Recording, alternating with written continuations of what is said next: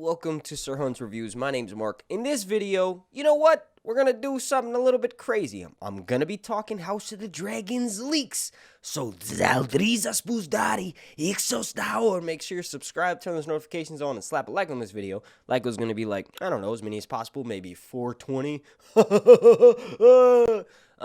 But also, if we have some time, if I don't rant for too long at the beginning of this, I'll include some questions that you guys have left as comments on my videos.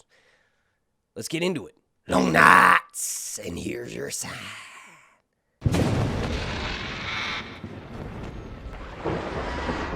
Alright, so just jumping right into the House of the Dragon news. There's been another casting leak. It was posted on the House of the Dragon subreddit, and supposedly an actress named Laura Lake is going to be playing Aelin Baratheon. Now, she's one of the Baratheon daughters to Boros Baratheon, who's the Lord of Storm's End at this time. He's obviously a distant ancestor of Robert Baratheon from the main series, who's the king at the start of the series, Game of Thrones. Aelin Baratheon doesn't necessarily have a more prominent role of her other sisters, but the fact that there's going to be so many main characters could potentially be reduced to maybe one or two daughters. I don't know.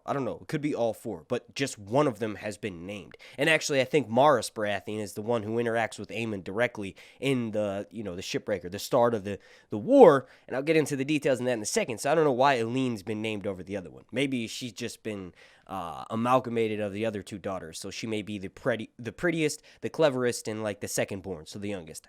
I don't really know. All of that aside, what sort of confirms that episode 10 the fact that she's been cast for episode 10 sort of confirms that the first season will end in the events that start out the war, the dance over Shipbreaker's Bay, which is pretty fucking crazy. That sort of confirms that season 2 will start with blood and cheese. But this is one of the first events in the war, aside from the actual coronation of Aegon II and, Queen Rhaenyra. This is the event that really, kicks shit off. So just as some back history, all of Rhaenyra's children with Rhaenyra are supposed to be strong bastards. They are not legitimate Targaryen heirs. At least that's the rumor. There's a strong chance that they are, her legitimate children with Rhaenyra, although the side story that Rhaenyra's supposed to be gay, and then, most of Rhaenyra's children don't have typical Targaryen features, leads everyone to call them, not in her face, but it's just sort of shit talked about her, like the strong boys. They're not real Targaryens, right? So, in the use, Rhaenyra and Alicent's children, the hatred that Rhaenyra and Alicent have is carried on to their children. And one of the ways the children hate each other is by talking shit about them. So Aemon says, hey, look, it's the strong boys. Long story short, Aemon attempts to steal Vhagar from the Blacks. He doesn't attempt, he actually does this. So when Laena dies, her dragon Vhagar is at Driftmark, and obviously when King Viserys comes there with Alicent and his children with Alicent, he actually kind of eggs Aemon on a little bit by saying, Vhagar's too big, we don't know, you haven't gotten a dragon yet, your brother has a dragon, yada yada. So he's kind of egged on by his father, but he ends up mounting Vhagar, rides him around a couple of times, and lands. This leads to a quarrel between the children of Queen Alicent and the children of Princess Rhaenyra. Obviously, their hatred, like I said, is carried through to their children. So basically, Viserys, who ends up running into Aemon later on at Storm's End, getting back on track here, Viserys ends up cutting out Aemon's eye. So, that history, that backstory will be established in the first couple of episodes. We've actually seen leaked images of Aemon claiming Vhagar, so they're setting up that history early on. We'll probably spend the most time with these characters, and then at the very end, just to sort of summarize what happens in the books, Aemon has been with the Baratheons for a while. It's mentioned in the source material that they are hunting and fishing, and actually when Viserys shows up to sort of get the Baratheons to ally themselves with the Blacks, or at least attempt to, it's mentioned that Aemon and Boros are arguing over dates about when they're going to get married, and just sort of keeping with tradition. He's basically already sided with the Greens. So he asks Viserys, he says, yo, who you gonna marry? Which one of my daughters are you gonna take if you want me to do what you say? And he's like, well, I've got previous obligations. So obviously Boros, being a Baratheon, says, get the fuck out of here. There's obviously an interaction between Viserys and Aemon, and Boros says, nah, that ain't happening under my roof. So obviously, Lucerys goes back out to his dragon, Arrax, and then mounts him and starts to leave. Arrax is kind of small. There's a storm brewing, so he has trouble staying, aloft in the air. He has trouble staying flying, right? So, Aemon hears what Boros says, and he says, under your roof, nigga, I got you. I'm going to go outside, and I'm going to handle my business. So he gets on Vhagar, and he flies up, and he kills Lucerys. Lucerys' body is never found, but there's also rumors that apparently his body was found when Arrax's head and neck washed up on the shore. Lucerys' body washed up as well, and supposedly Aemon carved his eyes out and served his eyes on a bed of kelp to Maris, which is one of the four storms, the Boros Baratheon's daughters, right? So maybe this is going to be the scene with Elaine. Either way, this is going to be a treacherous, crazy fucking way to end up ending the first season. Now, what's interesting is that Aemon doesn't actually end up marrying one of the Baratheon daughters. He has a bed wench, sort of, kind of, known as Alice Rivers, and she's like the Witch of Harrenhal. She can look into the flames and see visions. She's very much like Melisandre. I wouldn't be surprised if Alice Rivers is secretly Melisandre from younger date. Melisandre gets her visions wrong. Maybe she was like 200 years too early, and that's why, she figures out, hey, it is a Targaryen, it's Jon Snow, right? So maybe 200 years before that, Alice Rivers is Melisandre. I'm just kidding. It's not. But there's some mystical shit connected with his eye. If you want to know more about my theories on that, make sure you check the link down below in the description. But all of this sort of means and confirms that Episode 10, Season 1 of House of the Dragon, the Game of Thrones prequel series, will end with the battle above Shipbreaker's Bay. That leads us with a couple of battles happening in the Stepstones, starting the series out, the death of Viserys, and then recap it all off with two Targaryen youths that, let me know what you think about my predictions down below in the comment section. Also, slap a like on this. Like goal is going to be 420. Now let's jump into those questions because I think we're making good time. Alright, now this first question comes from Shelly Howard, and she says, which story do you think they will adapt next? I hope it's Robert's Rebellion. Love your channel, Sir Hunts. And thank you for that comment, Shelly. If I were to predict, I don't think it's going to be anything related that closely to the main series timeline. Like, eventually we'll go back and touch that. I hope we get a Season 9 or maybe a Game of Thrones follow-up movie when Winds of Winter and then eventually a Dream comes out.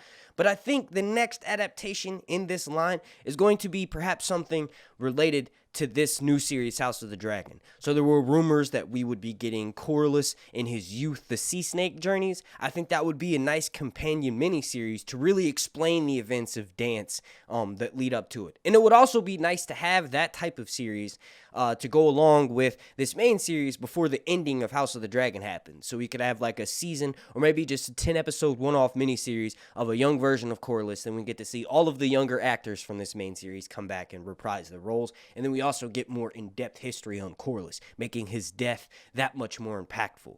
The next question that I want to get to, and this one is from a video that I did a while ago, but it's from Society Dwellin' Gifty, and he says, hey sir, I have a question for you. Are there any movies or other shows that are as good as GOT and have the same sort of storyline with dragons in it out there in Streamland? I need something good to watch and figured you'd know of some, and I trust your taste. Let me know whenever. Oh, and anyone here, give me a heads up also. Thanks and have a good day. So if y'all didn't see that comment, go back to my Season 8 rant video from a couple of months ago and go suggest him something. But if I had to suggest him something to watch, I would recommend Wheel of Time.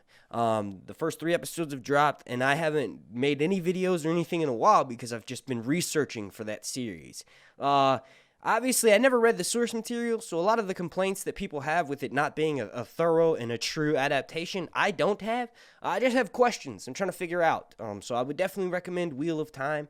I 100%, it's not necessarily in the same vein as a Game of Thrones, but I 100% have to recommend certain anime. One being Berserk, which is fucking like balls to the wall nuts. If you like satanic type of like, it is very similar to Game of Thrones in the sense that it takes place in a medieval time period. But it is one of the most gory, graphic animes that I've ever seen of all time. And then also, obviously, Attack on Titan is very similar to Game of Thrones with the way of the houses and then the familial drama. And then, all the backstabbing and the intrigue. So Berserk, Attack on Titan, Castlevania also runs along those themes for anime. The Wheel of Time, as far as like a live action adaptation, and then obviously just Game of Thrones itself. Just rewatch. There's literally no fucking series that is as good as this one. It's the greatest series of all time.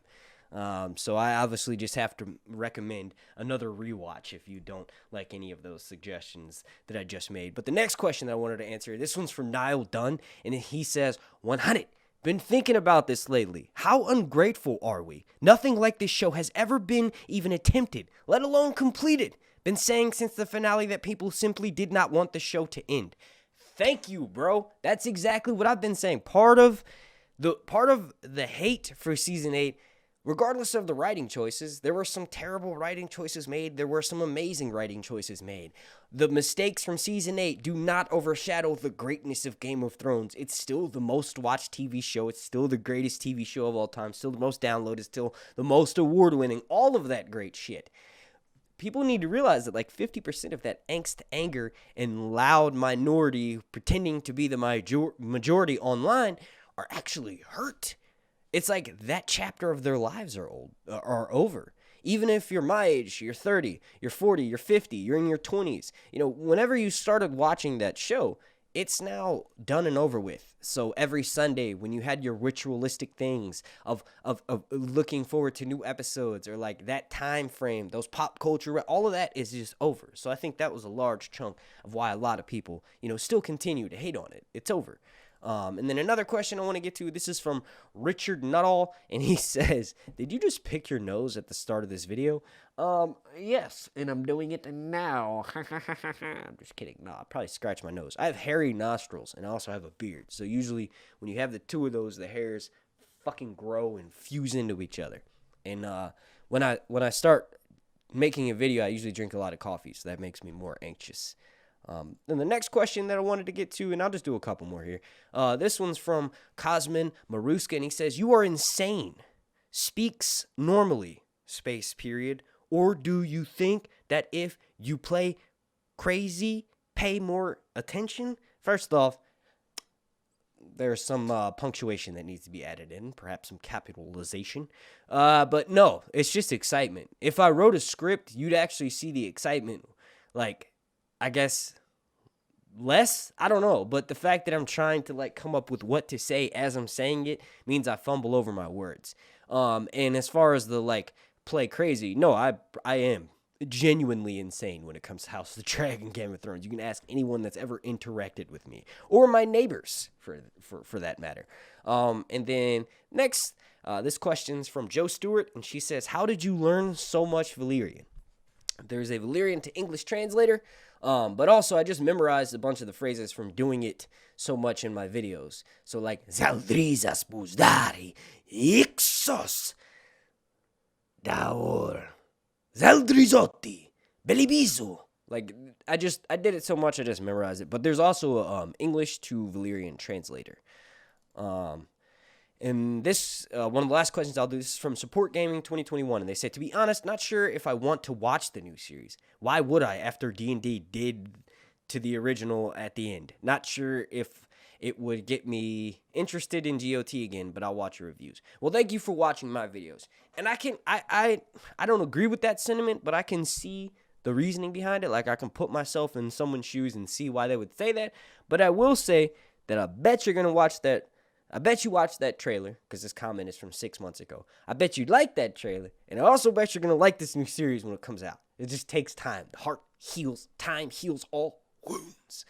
And then the last question for this video, before I get the F out of here, this is from Todger X, and he says, yo, sir, do you ever think that would bring Aegon's conquest to the big screen? I think it would have been better starting with Aegon and finishing with GOT. Imagine seeing the fields of fire on the big screen. Yikes. Yes, I could see that. Potentially down the line, they're making a Game of Thrones cinematic universe.